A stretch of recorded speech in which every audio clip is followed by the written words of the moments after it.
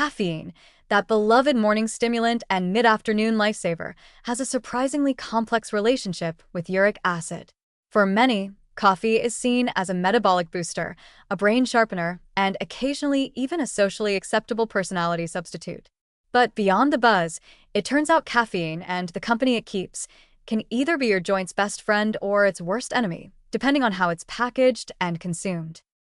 Let's start with the good news. Modern coffee consumption, especially black, unsweetened coffee, has actually been associated with lower uric acid levels and a reduced risk of gout.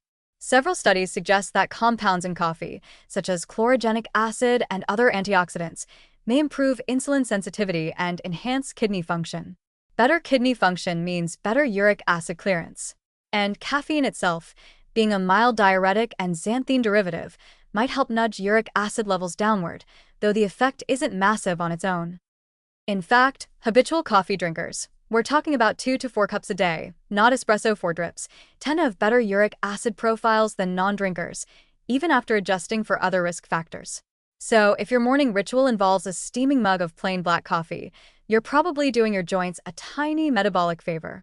It's one of those rare moments where the most addictive part of your routine actually helps rather than harms. But then comes the bad news. Not all caffeinated drinks are created equal.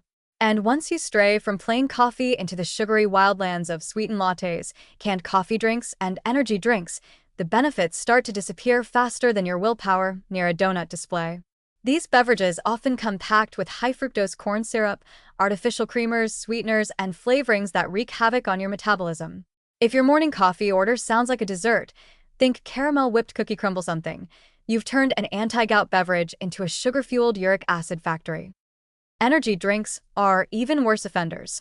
Not only do they often contain more caffeine than coffee, but they're typically loaded with sugar and synthetic additives. The massive dose of fructose can rapidly spike uric acid levels, while the caffeine can mask fatigue and dehydration, two conditions that further impair uric acid excretion.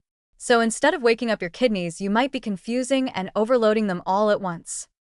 And here's where things get sneakier: the illusion of health. Many commercial, functional, or health beverages, like bottled green tea lattes or protein coffee hybrids, hide behind labels that scream energy and vitality, while quietly delivering 30+ grams of sugar per serving. If you're trying to avoid gout or manage your uric acid, these products can undo your progress faster than a weekend steak and beer binge.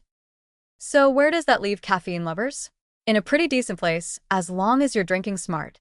Plain, black coffee in moderation is not only safe, but potentially beneficial for uric acid control. Stick to drip coffee, espresso, or cold brew without added sugars or syrups.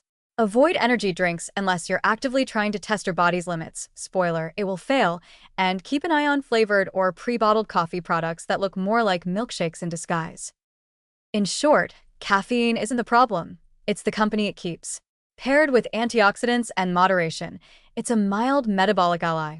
Paired with sugar, syrups, whipped cream, taurine, and mystery chemicals, it becomes a biochemical betrayal with a straw. Your joints will know the difference, even if your taste buds don't.